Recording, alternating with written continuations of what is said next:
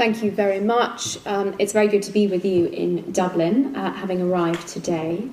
But for the slew of misinformation which we have unfortunately just been privy to, beginning, unfortunately, with the reason for the delay in this debate, because it is the case that the only pre-invited speaker who had been confirmed in advance to have been disinvited at the last moment and refused a platform was my partner on the opposition. But I'm nonetheless here to speak on behalf of both of us against the appalling misinformation that we have just heard. I will be addressing the motion in this debate, and I will be talking about how the West has really failed the Palestinians. I'm going to first talk about real oppression against the Palestinian people. I'm going to be talking about brainwashing, and I'm going to be talking third about unrealistic expectations. But before that, it bears marking that Emily Hand's 9th birthday will be celebrated, or not, tomorrow, with her in captivity after her vicious abduction by Hamas terrorists. She is an Irish citizen. I'm sure you are all familiar with her name and her story.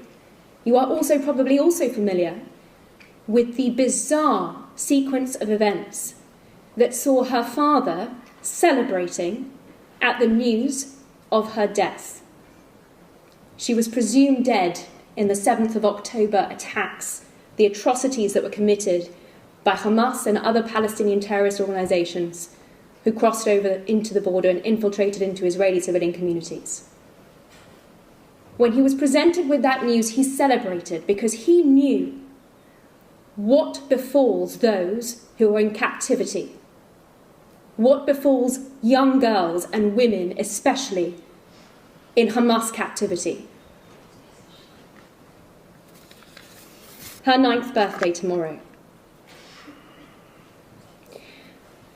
How could anyone do this to the Palestinian people, is what we heard already this evening. How could anyone do this to the Palestinian and the Israeli people, those in captivity under Hamas, and those Palestinians who have been in captivity since Hamas's violent takeover of the Gaza Strip in 2006. They won an election in 2005, but since 2006, when in that violent coup they threw their opposition Fatah members off of the roofs of buildings, they have controlled Gaza absolutely, viciously, torturing their own people, not to mention the atrocities that were committed on the 7th of October, and I must have missed reference to that in the speech that we heard previously. What we did hear was a plethora of misrepresentations about apartheid. Well, anyone who has visited Israel will know the utter nonsense that was just put forward to you. When I worked in the Supreme Court in Jerusalem, I worked under an Arab justice. There are currently Arab members of parliament sitting in Israel's Knesset. There are Arab doctors. There are Arab lawyers. There are Arab army officers who are, as we speak, defending the people of Israel against this heinous, barbaric terrorism, which is continuing as we speak, missiles falling onto Israeli civilian communities. They would, but for the Iron Dome defence system. They are in the Gaza Strip, rooting out Hamas terrorism and saving Palestinian civilians from that barbaric treatment, as we speak in Al-Shifa Hospital. We heard about the March of Return, the suggestion that this was an unarmed attempt to break out. The March of Return was a precursor to what we saw on the 7th of October. It involved Palestinian terrorists shooting at Israeli soldiers across the border. It involved them seeking to break through that border fence, which they succeeded on destroying on the 7th of October, and we all know the results of that. Absolutely absurd to be talking about it in the context of unarmed activity or protest. But what we did hear, in respect of these atrocities that were committed, this medieval barbarism, was a justification of it. if you can believe that, a rationalisation of it, an excuse, this idea that it was in resistance to something. I'll come on to what the Palestinian people are right to resist, and that is the brutal, authoritarian dictatorship that is Hamas. Perhaps most troubling from the speaker, we heard calls for the destruction of the State of Israel, the ethnic cleansing of Jews from land. And if that has a place in this illustrious debating chamber, it is a very sad day indeed. So let's talk about the real oppression, ladies and gentlemen. Those Palestinians that are suffering under Hamas, that are routinely tortured, Palestinians that I have spoken on behalf of at the UN Human Rights Council. And let's look at this motion. Why is it that the international community, the West in particular, has failed the people of Palestine? Because of their silence and their complicity. Where are the people speaking out for the way that the Palestinians have been treated in Jordan, in Syria, in Lebanon, in Gaza, in Egypt, and in the West Bank? Where are people standing up for real Palestinian rights? Because you can take it from me that the Israeli Arab community are the only free Arabs to live in the Middle East. That's why many of them are actually now defending their country, Israel. Order. Order. Order in the chamber. They recognise the real oppression that so many of their cousins are subjugated to by the Arab world. And they recognise the opportunities that they have to live with equal rights as Israeli citizens in the only democracy in the Middle East. The second reason that we need to hold the West accountable for the position, for their failure of the Palestinian people, comes down to brainwashing. What we saw on the 7th of October was shocking, but not surprising. 3,000 people do not wake up one morning and decide spontaneously that it is a good day to slaughter Jews. You do not create 3,000 people who are able to cut the stomach of a pregnant woman, extract the fetus before killing them both, to burn children, to rape and slaughter. Order. You do not create people who are capable of that. Order in the chamber. Overnight. Anyone asking for evidence here? Order in the chamber. Anyone asking for evidence here needs only look at the videos that these terrorists have put out onto social media. Order in the chamber. Because these are the real war crimes, ladies and gentlemen. And the reason that they are beyond doubt, the reason that they have been so carefully documented, is because the terrorists have revelled in them, have shared the evidence of their barbarity and their atrocities with glee. That, ladies and gentlemen, can only be the result of 30 years of brainwashing in the UNRWA school system.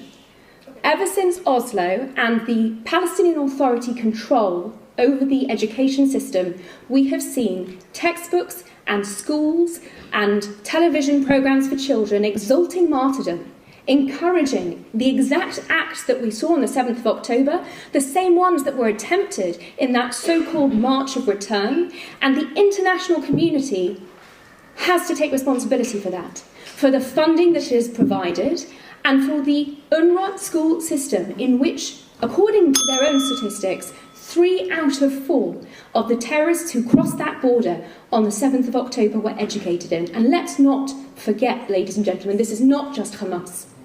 The people who crossed that border, including ordinary civilians, and it is thought that ordinary civilians are holding 60 hostages at present.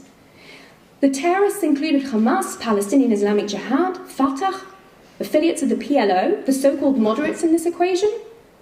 Under the pay-for-slay salary system, the Palestinian Authority, the so-called moderates, pays the salaries of terrorists no matter what banner they coalesce under. They pay them according to how many Jews they slaughter, the severity of their crimes and how long their sentences. That is brainwashing and incentivization to terror. When you promote hate you reap war. And the final point to address here, the international community's responsibility for the international community's failure of the Palestinian people is unrealistic expectations. And on this, I take the words of the Palestinian Authority President, currently in his 18th year of a 4-year term, Mahmoud Abbas, in respect of Obama's policy on settlements, requiring the ethnic cleansing of Jews in Judea and Samaria. What was Mahmoud Abbas's response? He said, how can I be less Palestinian than the President of the United States? What did he mean by that? He meant that when America took positions advocating for the ethnic cleansing of Jews, advocating for things that no responsible Israeli government would countenance, he, as the President of the Palestinian Authority, was hamstrung. He could not go to a negotiating table asking for anything less.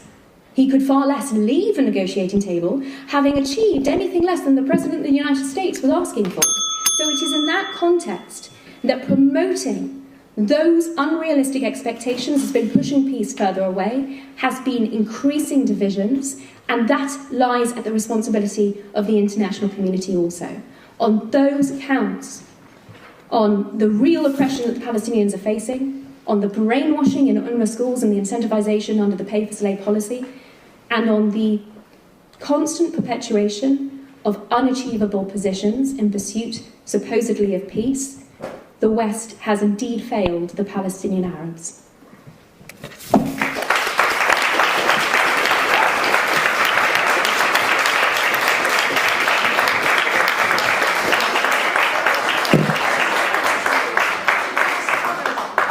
I'd like to thank our speakers for their speeches. If there are any questions, please keep it to questions and not statements. I'd like to ask you, whereabouts exactly will we find the evidence of what Israel is saying Hamas did? Because there's none on the internet. The videos produced by the IDF are very cringy Hollywood style. There's nothing there for anybody. They were verified. Order in the chamber. Order in the chamber. No, you're lying. Can you tell me where to find out? You know, you stood there and spoke for me. There's What? Okay, that's enough. Yeah. Here, I have a microphone. Oh, sorry, so if I don't behave myself, you're going to nuke me.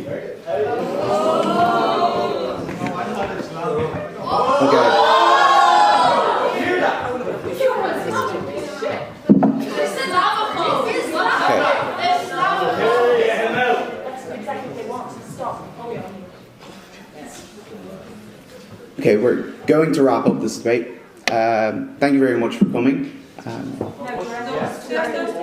Would you like to answer? I'm very happy to answer. So, apart from everything that I have unfortunately seen on social media and the testimonies of survivors, we also have 49 minutes of very strong material which has been shown to the international media, and reputable journalists have confirmed what they have seen.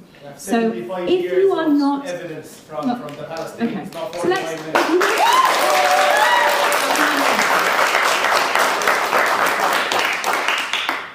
It's very interesting that people talk about 75 years, because there is a misconception that is propagated, it seems to have fallen away in the last month or so, that actually the only objection that the Palestinian leadership has is to Israel after 1967, when Israel recovered territory that had been occupied by Jordan and the West Bank in particular. Right. Yeah, 75 years has been brought up, and that requires an answer. What it actually means, 75 years, is an objection to the state of Israel's very existence in any borders. Yes. That is something, yes, well, some of the members of the audience are agreeing with me. They'll never... In Israel. That is something that is incredibly important to understand, because it has been consistently the position of the Palestinian Authority and the PLO before it, which of course was established in 1964. Before there was any concept of Israel recovering that territory that had been seized from it as a fledgling state after it declared independence, in its war of independence by Jordan. So it's very, very telling, and I encourage anyone here who actually has an open mind to look into these issues and believe the words of the people who are advocating for Israel's destructions. That includes the Hamas leadership, who have said that they intend to commit 7th of October over and over and over again. That is not an act of any resistance. They have an autonomy and complete self-rule in the Gaza Strip. This evening, there was supposed to be a representative of the Palestinian Authority. Who is that person a representative of if there is an occupation? She would be an Israeli diplomat here this evening if there was an occupation. You are being fed misinformation, and I urge you to listen to the words of the Palestinian leadership, that of the PA and in the Gaza Strip, and in particular of their paymasters in Iran.